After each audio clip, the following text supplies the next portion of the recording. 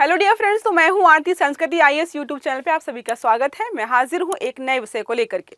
आज का हमारा टॉपिक जो है एक तरीके से एडवर्टाइजमेंट से भी रिलेटेड है कि मार्केटिंग कैसे करनी है। दूसरा है कि किस प्रकार के शब्दों का आपको इस्तेमाल करना है।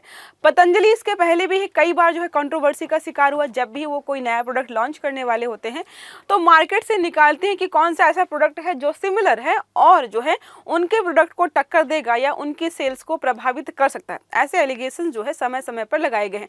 आज हम यहाँ पे जो है जैसे लफ्ज जिहाद आपने पढ़ा है ना, आज हम पढ़ेंगे सरबत जिहाद के बारे में। हाँ, सरबत को जो है इन्होंने लफ्ज जिहाद से कनेक्ट करके एक जो है कंपनी है जो कि वहाँ पे रुआवजा जो है सेल करती है, तो उस पर एलिगेशंस लगाए कि ये कंपनी क्या करती है, जो रुआवजा बेचती है, इससे जो पैसा कमाती है उसके माध्यम से जो है मदरसे और मस्जिदों का निर्माण कर रही है। इसका मतलब यह है कि सरबत जो है जिहाद का काम कर रहा है।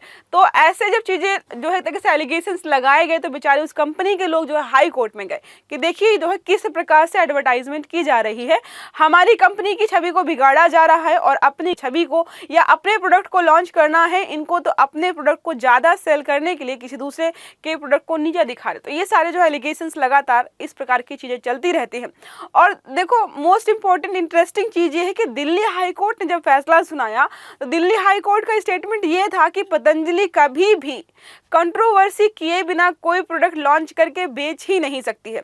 वो कोई भी प्रोडक्ट लाते हैं, चाहे वो दवाई हो, चाहे वो कुछ किसी भी प्रकार का प्रोडक्ट हो, खाने वाला हो, उसमें जो है किसी न किसी प्रकार की कंट्रोवर्सी। जैसे जब उनकी पतंजलि की जो आटा मैगी आने वाली थी तो आपने सुना होगा बहुत सारी न्यूज़ चल रही थी कि जो हम मैगी खाते हैं उसमें तो लेड है। अब लेड है कि नहीं है ये व्हाट्सएप ज्ञान है, हमें नहीं पता है। कई लोग तो बोलते हैं है, लेकिन जैसे ही जो है मैगी को मार्केट से बाहर किया गया, कई जगहों से बैन कर दिया गया, लोगों ने खरीदना बंद कर दिया, तुरंत जो है पतंजलि ने अपने आटा नूडल्स निकाले कि ये बहुत हेल्दी हैं, अब मैगी खाने की जगह आपको ये खाना चाहिए। तो ये होता है कि एक तरीके से एडवर्टाइजमेंट का तरीका है ये। और अभी तो सोशल मीडिया का ज़माना है। जैसे आप देखते हो ना कि पहले होता था कि किसी की बुराई कर दो, 400-500 लोग जानेंगे तो बुरा लगेगा, लेकिन आज के ज़माने में है कि अगर आप सोशल मीडिया पे वायरल हो गए, वो भी गलत काम के लिए भी या गलत तरीके से भी, तो भी लोग खुश होते हैं कि चलो भाई फॉलोअर्स मिल रहे हैं, पॉपुलैरिटी मिल रही है। इसको बोलते हैं नेगेटिव पब्लिसिटी। इन सब के माध्यम से जो है मार्केट अलग तरीके से ही काम कर रहा है। वो सारे जो है टर्म्स वगैरह हम यहाँ पर देखने वाले हैं। तो बाबा रामदेव और जो है सरबत जिहाद विवाद क्या है। तो पहला तो प्रश्न ये है कि क्या कोई कंपनी का ऑनर या कोई भी व्यक्ति किसी कंपनी पर जो है धर्म से आधारित टिप्पणी कर सकता है कि नहीं। सामान का काम बिकना, खरीदना वगैरह है, वो इकोनॉमिक ग्रोथ के लिए जरूरी है, वो अपना एक अलग इलाका है। टूथपेस्ट पे जो है आप धर्म से संबंधित विवाद छेड़ दो, लोगों को जो है एक तरीके से इकट्ठा करना शुरू कर दो, उस प्रोडक्ट को मार्केट से बाहर निकाल दो, तो ये थोड़ा सा इश्यू हो जाता है। लेकिन हमने इतिहास से ही पढ़ा है कि जो है हमारे यहाँ पर जब 1857 की क्रांति हुई थी तो सबसे मेजर रीजन था कि जो है सुअर की चर्बी इस्तेमाल किया थी कारतूस में। तो धर्म ही जो है सबसे बड़ा कारण बनता है विवादों का, और यहाँ पर भी है। अब इस पर डिबेट हम लास्ट में करेंगे, पहले देखते हैं चर्चा के प्रमुख बिंदु क्या है। तो 3 अप्रैल 2025 को बाबा रामदेव ने अपना यहाँ पर जो है क्या लॉन्च किया था, सरबत लॉन्च किया इन्होंने अपना। गर्मी आने वाली तो उन्होंने सोचा सरबत लॉन्च करते हैं, सरबत लॉन्च किया तो ठीक है। लेकिन बेचारे हमदर्द कंपनी का जो यहाँ पर जो है रुआवजा जो चल रहा था, उसके लिए उन्होंने इसका नाम दिया कि जिहादी कंपनी है ये सारे पैसे जो कमा रही है रुआवजा, खासकर रुआवजा बेच करके जो पैसे कमा रही है, उससे ये मस्जिदें और जो है एक तरीके से मदरसे बनवा रही है। अब देखो टारगेट करने वाली बात है, इनको रुआवजा जो है यहाँ पे लॉन्च करना था, तो बेचारी कंपनी का सिर्फ और सिर्फ एक ही प्रोडक्ट उठाया है कि रुआवजा बेचकर पैसे कमा रहे हैं। अब यह जो बयान है धार्मिक भावनाओं को भड़का सकता है, ठीक है। अब जो हिंदू व्यक्ति, मतलब मान लीजिए कि अब देखो सब लोग इतने पढ़े लिखे समझदार नहीं है, जिनको समझ में आए कि ये मार्केट स्ट्रेटेजी है, उनको लगेगा कि यार तो गलत बात है, हम तो रुआवजा ही पीते हैं, बताओ इन पैसों का इस्तेमाल करके दूसरे धर्मों के जो है मस्जिद और जो है यहाँ पर जो है मदरसों का निर्माण करवाया जा रहा है। तो क्या होगा, धार्मिक भावनाओं को भड़काने वाला। अब देखो दूसरा समुदाय सोचे ना सोचे, जिस समुदाय के लोगों के लिए बोला जा रहा है कि तुम्हारे मंदिर मस्जिद बनवाए जा रहे हैं, वो लोग वहां पे गुस्सा हो सकते हैं कि ये हमारे लिए क्यों बनवाएंगे, ऐसा बनवा भी नहीं रहे हैं, तो ऐसे एलिगेशंस क्यों लगाए जा रहे हैं। हमदर्द ने दिल्ली हाई कोर्ट में याचिका दायर की, जिसके बाद रामदेव बाबा जी ने सॉरी बोला। देखो, हर बार इन्होंने गलती की है और बहुत जो है बहुत बढ़िया व्यक्ति हैं। जब भी गलती होती है प्रोडक्ट की मार्केटिंग हो गई ऑलरेडी इन्होंने जो रुआवजा यहाँ पर जो लॉन्च किया है, ये कंट्रोवर्सी नहीं होती तो किसको पता चलता। आप में से कितने सारे लोग ऐसे हैं जिसको पता ही नहीं चलता कि पतंजलि का रुआवजा आया है नया नया मार्केट में। अब सबको पता चल गया ना, इनका काम यहाँ पर हो गया। अब सॉरी बोल दिया इन्होंने कि सॉरी गलती हो गई, और गलती से स्टेटमेंट ऐसा निकल गया। और जो वीडियो वायरल हुआ था जिसमें ऐसे स्टेटमेंट दे रहे थे, इन्होंने बोला कि हमने वो वीडियो डिलीट करवा दिया है।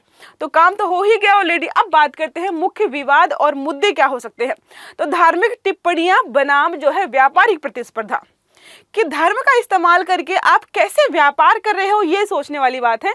प्रतिस्पर्धी ब्रांड को यहाँ पर जो है जिहादी कहना एक तरीके से अनुचित व्यापार व्यवहार है, ये गलत है, ऐसा जो है नहीं करना चाहिए। साथ में ये हेट स्पीच का भी मुद्दा बन जाता है। धर्म आधारित ध्रुवीकरण का भी प्रयास हो सकता है। ये हो गया हमारा इसके विपक्ष में तर्क। अब कुछ लोग अगर जो इसके पक्ष में तर्क देना चाहें तो वो बोल सकते हैं कि व्यापार में कुछ भी यहाँ पर जो है हेट स्पीच जैसा नहीं होता है, और ना ही जो है यहाँ पर कोई जो है कुछ चीज़ें सही या गलत होती हैं। उनको अपने ब्रांड का एडवर्टाइजमेंट करना था तो उन्होंने जो है दूसरे ब्रांड का नाम इस्तेमाल किया और जो है इस तरीके से अपने ब्रांड के प्रोडक्ट को लॉन्च किया है। कुछ लोग ऐसा बोल सकते हैं पक्ष में तर्क देना चाहे कि व्यापार में तो क्या सही और क्या गलत, वो तो बिजनेस कर रहे हैं ना। अब दूसरा हम बात करते हैं न्यायिक टिप्पणियों की, कि दिल्ली हाई कोर्ट ने क्या बोला, पतंजलि बिना विवाद के उत्पाद बेच ही नहीं सकती है, ऐसा जो है दिल्ली हाई कोर्ट ने बोला है। बयान में इन्होंने बोला है कि ये अक्षम्य और गंभीर अपराध है जो कि इन्होंने किया है, और इन्होंने बोला है कि हमने वीडियो हटा दिया तो वीडियो हटाना भर पर्याप्त नहीं है। पहली बात, आपको ऐसी गलतियां नहीं करनी चाहिए। आपको लगता है कोई कंपनी सुधरेगी? अब देखो, कई बार इन्होंने बोला कि made in India, make in India product Bharat सरकार का प्रोडक्ट है ये।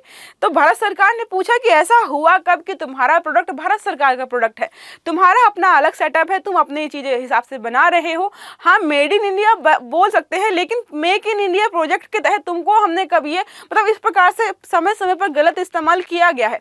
अब बात करते हैं सुनियोजित विपणन नीति यहाँ पर होनी चाहिए। देखो यहाँ पर यह है कि इन्होंने पहले भी विवाद वगैरह की हैं। देखो नाम देख लेते हैं। देखो 2021 में एक विवाद हुआ था, एलोपैथी को इन्होंने मूर्ख बताया था, मूर्ख विज्ञान बताया था। एलोपैथी की दवाइयाँ जो कि तुरंत आपको रिजल्ट्स देती हैं, आप ठीक हो जाते हो, उसको इन्होंने बताया कि मूर्ख विज्ञान है। चिकित्सा समुदाय की आलोचना की कि डॉक्टर्स वगैरह जो भी हैं वो मूर्ख हैं, और मतलब एक तरीके से ऐसे बहुत नेगेटिव इम्पैक्ट बनाने की कोशिश की क्योंकि उनको अपनी दवाइयाँ लॉन्च करनी थी। ठीक है, इसमें क्या हुआ, माफी मांगी और वीडियो कवरेज मिला। ठीक है, दूसरा 2021 में फिर से इन्होंने किया, कोरोनिल जो है इसको बताया कि ये WHO प्रमाणित है।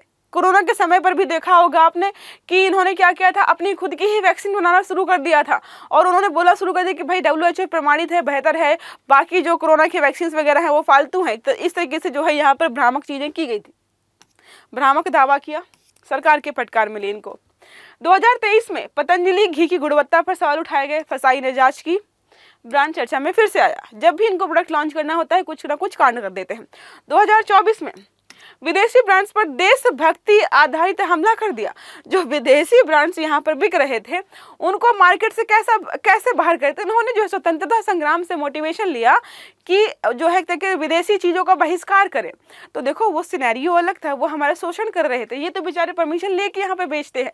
तो इन क्या था, विदेशी ब्रांड्स जो भी थे उनको कैसे हटाना है मार्केट से, तो देशभक्ति आधारित हमला किया कि विदेशी हैं, विदेशी प्रोडक्ट्स हैं, यहाँ के लोगों को लूट रहे हैं। मतलब जो भी हो, मेड इन इंडिया स्लोगन इन्होंने इस्तेमाल किया था। तो लोकल बनाम ग्लोबल बहस हो गई थी कि लोकल सेलेक्ट करें कि ग्लोबल सेलेक्ट करें। इसके अलावा जो है 2025 का हम देख ही रहे हैं, हमदर्द को जिहादी कहा है इन्होंने, धार्मिक टिप्पणी मानी जा रही है ये।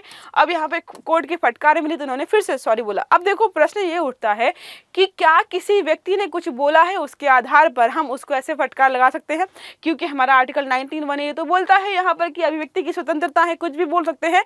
लेकिन 19 जो है 2 हमारा ये भी बोलता है कि लोक व्यवस्था, नैतिकता, राष्ट्र की एकता और मानहानि, और जो है हमदर्द ने क्या है यहाँ पर मानहानि का केस डाला है इनके ऊपर कि हमारी छवि को खराब करे। इस आधार पर जो है आपकी अभिव्यक्ति की आज़ादी को सीमित कर सकते हैं। इसके अलावा हमारी भारतीय दंड संहिता IPC जो है 499 धारा और 500 धारा जो है मानहानि के लिए दंड का प्रावधान करती है।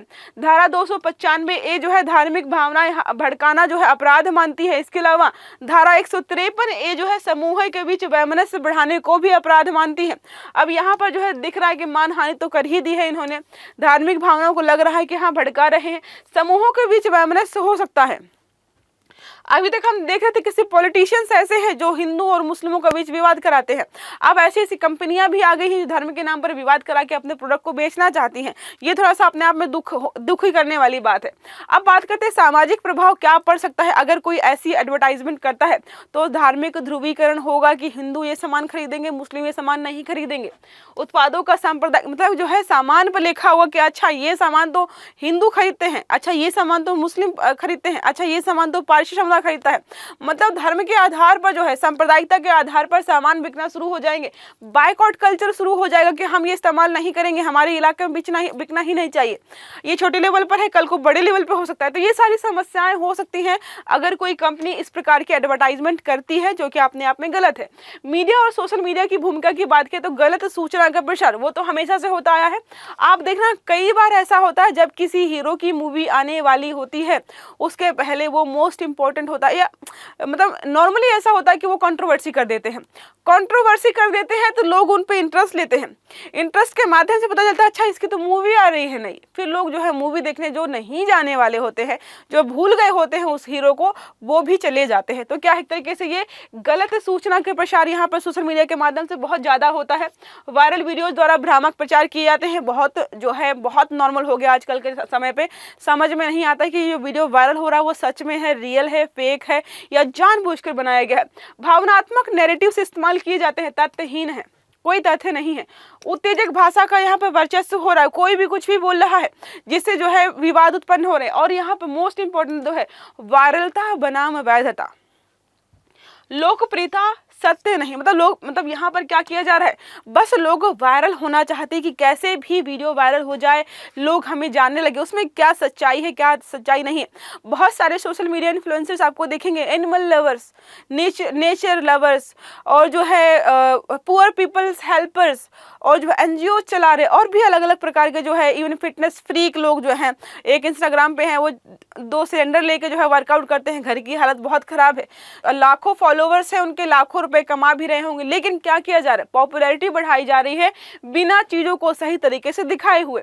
अब नीतिगत और आचरण की बात करें हम, जो है देखो ये आर्टिकल आपका जो है बहुत हद तक जो है प्रीलिम्स के कुछ प्रश्न पूछ सकते हैं, और लास्ट अगर बात करूं तो आपका एथिक्स वाला जो पेपर होता है उसमें भी जो है इससे प्रश्न बन सकते हैं। मैं आपको मेंस के क्वेश्चन बाद में बता दूंगी।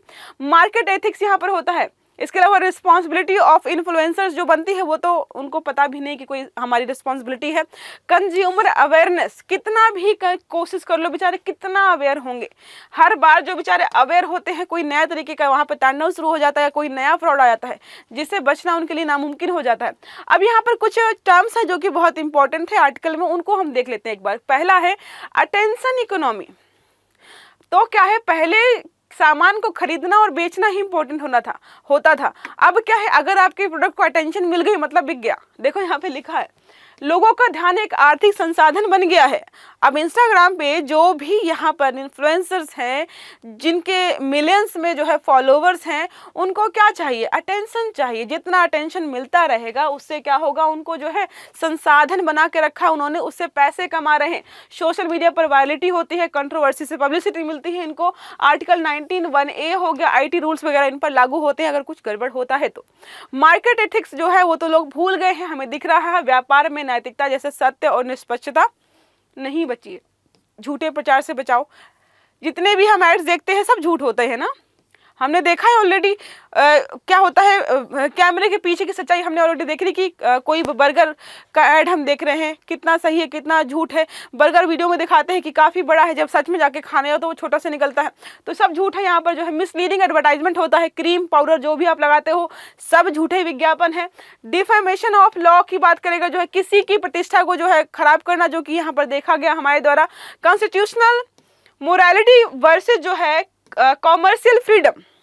कॉन्स्टिट्यूशनल मोरालिटी मतलब जो है एक नैतिकता आपकी बनती है संविधान के प्रति, और अगर आपको जो चुनना हो कि व्यापार वगैरह जब आपको आज़ादी दी गई तो क्या करना है, यहाँ पर जो है संवैधानिक मूल्य बनाम जो है व्यापारिक स्वतंत्रता में संतुलन की आवश्यकता है। आर्टिकल 25 वर्सेस आर्टिकल 19(1) है, गरिमा और जो है मुनाफा के बीच अगर आपको चुनना हो तो ये सारी चीजें जो है लगातार यहाँ पर जो है चर्चा का विषय बनी हुई। बहुत छोटा सा आर्टिकल था, अगर हम ऐसे देखें तो लगता है कि भाई कोई न्यूज़ है। अच्छा, शरबत जो है शरबत जिहाद ये क्या होता है? अच्छा, इसका मतलब ये होता है बस नहीं, इससे कनेक्टेड, ऐसे कनेक्ट करके हम कितने सारे जो है प्रश्नों को पढ़ सकते हैं, कितने सारी चीज़ों को सॉल्व कर सकते हैं। देखो प्रश्न पहला हमारे यहाँ पर, निम्नलिखित में से कौन सा मार्केटिंग का नैतिक विरोधी तत्व माना जाता है? ब्रांड विविधता, दूसरा है विवाद के माध्यम से प्रचार करना, तीसरा है प्रोडक्ट एक्सपोर्ट करना, या चौथा है CSR गतिविधि। सही आंसर आपको देना है। देखो मैंने आपको बताया था स्टार्टिंग में, ये टॉपिक आपका एथिक्स से आपका जो है कनेक्ट करके देख सकते हो। तो दो प्रश्न यहाँ पर मेंस के आप चाहो तो लिख सकते हो, एक GS पेपर 2 के लिए भी हो सकता है और GS पेपर 4 के लिए भी। विवादास्पद जो है मार्केटिंग और उपभोक्ता संरक्षण के संदर्भ में भारत में नियामक ढांचे की विवेचना कीजिए। अगर पेपर 4 के लिए लिखना है तो सोशल मीडिया पर बढ़ते अटेंशन मार्केटिंग का बाजार नैतिकता पर प्रभाव जो क्या डाला, इसको स्पष्ट कीजिए। ये दो प्रश्न हमारे मेंस से भी बन सकते हैं। प्रीलिम्स के फैक्ट्स वगैरह मैंने आपको ऑलरेडी बता दिए हैं। आई होप ये आर्टिकल आपके लिए मददगार रहा होगा। तो वीडियो अगर अच्छा लगा है तो लाइक जरूर करिएगा, चैनल को सब्सक्राइब करिएगा, बेल आइकन दबाइएगा, ताकि जितने भी इस प्रकार के आर्टिकल्स हैं जो आपके एग्जाम्स के लिए बहुत महत्वपूर्ण है वो सारे आपको समय पर मिलते रहे। अच्छे से पढ़िएगा। Have a good day. Thank you.